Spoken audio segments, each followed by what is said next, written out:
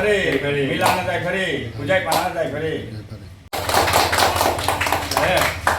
सिगी मरुगा पांडमिंदो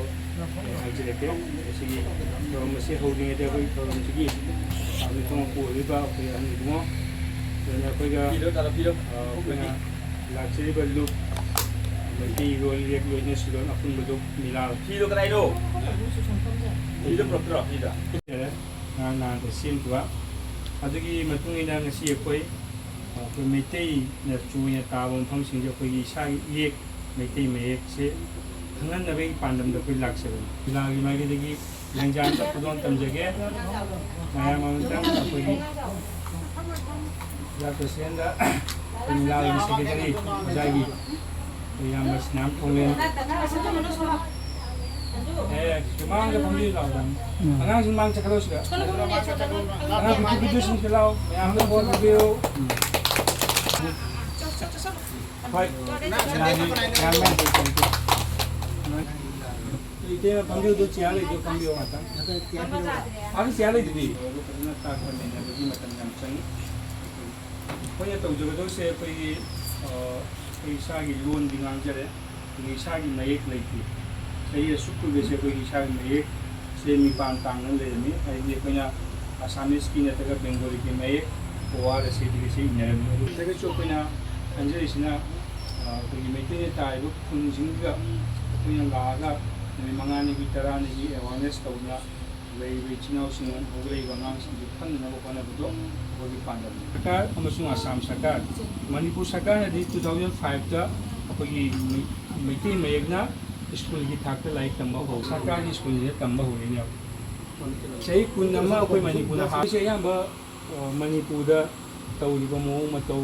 Manipur सारिबा Jagoi Manipur चारिबा चिंजाक Manipur सेरिबा dress Manipur चोंगिबा थाबल मणिपुर चोंगिबा जेइबा पुंग लोइना अदुगी follow तौरिबा कोइसे अदे मणिपुर दा ngasi कोई फनेक से पतो थोगा कोई सारी सेले ने कोई सेतोइ नतना Manipur dah panik atau inapi sila ni aku sudah lagi bermeditation sila. Karena aku ni su pergi ramdam ilaiba Manipur dah, ilaiba ukung bersida asyik aku selalu jawab macam tu. Ilaiba 12 tamiba BA tamiba singsina, kaya central ki sakri ama interview mat thage ko kya hai kan di. Aduga meteor na thaba jabi option thangani, but aina irudo ba meteor sidi. Oke ni ngasi tang ngedu be meite mek sina oke loan sini dunia mayek na meite mek loan na Manipur adu oke hojai de lai ba isina sindi adu gi loan di khanga ga mayek to khang de bina saka gi interview gi Manipur do tha bang mo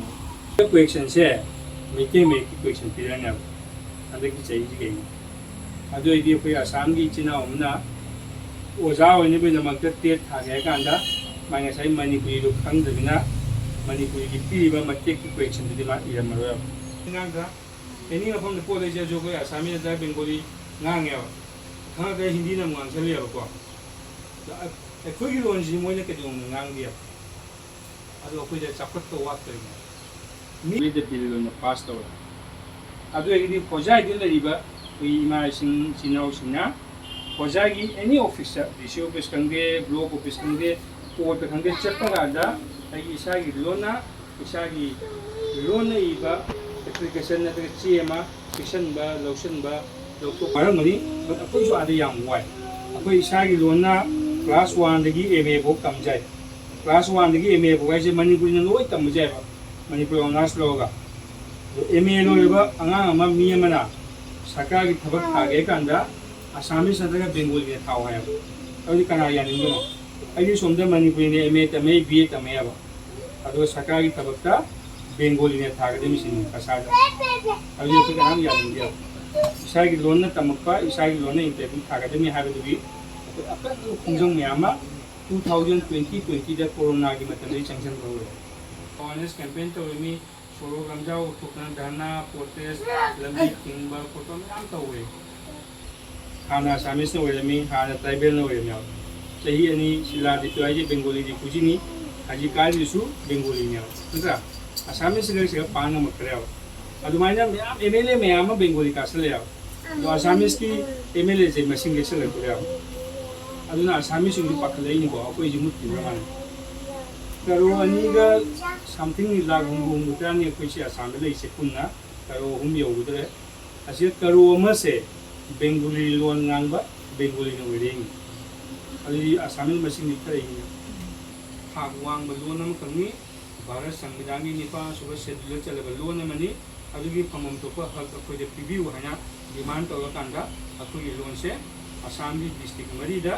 एने साइगे बा पोजाई कसार कनवेस हलाकंदी सिदा office इंद चनबा जाव loan अम ओइरनी ओइरे आनि लाउपिस अदु लोलेना इसागी मयेंगसु सरकार की school सिंगे तंबा यारनी हाइना अखोय पिबिउ इमा लोन कोई इमानी मयेक्सिना कोई इपाने इमा अमसु इपासे पुन्ने चमिनगरी आसाम ले मणिपुरी कोई से चापत ग्रुप अमा ओइरकन हाबगी थाजबदुनि बे फंस लोन अमसु मयेक से पुन्ने चमिनगरी अखोयदा नोमनुगी सोखरकने अदु ngसागी सरकार की थोंदा कानाबसिंग अखोय लौनबो हनबा मथौ काय अखोगी लोन अमसु अखोगी मयेकना हजि ऑफिशियल लोन ओइरे हाइबसे सही अनि हुंगी मतुंगदि मणिपुरी लोना आसाम सरकार की एनी थबक प्राक की होगा गेट 3 गेट 4 एनी थबक लोगसे मणिपुरी लोन थाब जाबे ऑप्शन फंक्शन से अमा निचंगिनी को ऐसी प्रोसेस तो पड़ा हजि सरकार की थबक ताबदा ब्रह्मपुत्र बेली चिंगी को आसामीस लोन थाव बरागरी दे बेंगोली लोना बोरोलेंद बोरो मरोना मचामना आसाम सरकार की थबक थागे कांदि मणिपुरी थाब जाबे ऑप्शन फंक्शन ऐसा की माना ऑफिशियल लोन दा पोजाई कसाय करेंगे हलाकंदी है डिस्ट्रिक्ट मरी पीबदो पोजाई की चिनाउना आसाम सरकार की थबक थाबदा मणिपुरी थाबदा यागने तो अंगांग उदनी अबुक थने पिजेदोइसे निंगाई तौदबा अंगांग मयांग तंदिना अबिना कोइसु गवर्नमेंट से कोई दी माय पानी को गवर्नमेंट से कोई निंगाई तौरिंगे अकोई पोसे फंगनो बनाइना निंगाई तौददी फंगबोले मोइ निंगाई लेबा जातिंग किसुम कानरो अखोई एमएलए सु लेजते मंत्री अमदसु लेते डीसी बो कोई ओबदो वासरे हदिकान बना अखोई जे केदो बताय निंगाई कंबा ngang ओइते नाममा दो कोगी लेबिरी बेचिनाउ सिनो फोनर गनि लेगिसु इसागी लोन इसागी ये इसागी चक्चा फिजे इसागी कल्चर सपोर्टेशन अखोइना फोनदना अतोपा जाति जुमथै नरिबसिना लागा मरि मतुंगा नंगी नमानबिना नोइदे नोंगनरकनेब नोइदे आसाम सरकार नोगी लोन सु पीरे मयेक सु तमोय पीरे नों हइब्राइन ननै खंदिने हायदि नंग इकायबा नना साना तोमता इकाय फावदम आई इसागी मयेक सही लिसिंग अनि ममांगदि लेबो मे तोइबु खंदे आसामीस अमसुंग बेंगोली सिदी बेंगोली मयेक का आसामी मयेक का चप माने को हर खेरा तनि खेनरिसबा मुकोय अनि मक्सु अखोइना हाली ओवा पुतोपा बेंगोली ना अखोइना हालेना मोजु कन्ना खनरि मनुंग पीबा कोई चे चन तिमसिंग तो लाइबा कोई चिनाउसिंग इसासिंग को अखोइ नंगी नमानबि सिंदा हौरे बि चिनाउ अंगांग सिंसिगा असिगी कमाइ तौगा कोई तमनबो होने सिगे हबजे होने मिते को कोई परमानेंट स्कूल सेंटर मा हांग अदुगा नोमाइजिंग खक अखोइ अदुगी सेंटर दुगा मिते मेक्से प्राइवेट दुमाइना ट्यूशन दुमाइना पुंगमोम ताकने अदुगा सहोय अखोइ पैसा खतंगी लोगनि फी खरा को ट्यूशन मा तमिना सही अमदा डिप्लोमा अमा सही अमगी डिप्लोमा नि तमदुसे असे मैट्रिक पास तो क्लास 5 6 7 वो ओइदिन तमबा जाय ट्यूशन दुमाइ को सही अमगी डिप्लोमा की सर्टिफिकेट ओपन पिगनी सिगी सर्टिफिकेट सिना ओपगी एनी सरकार गे ना हागी सरकार की थबक कई गागी दो अभी डिप्लोमा सर्टिफिकेट तो कोई यावल लगा कानो पंगी कुम ताबलो में हो जाय एफ का पीएस का माने है नि मासे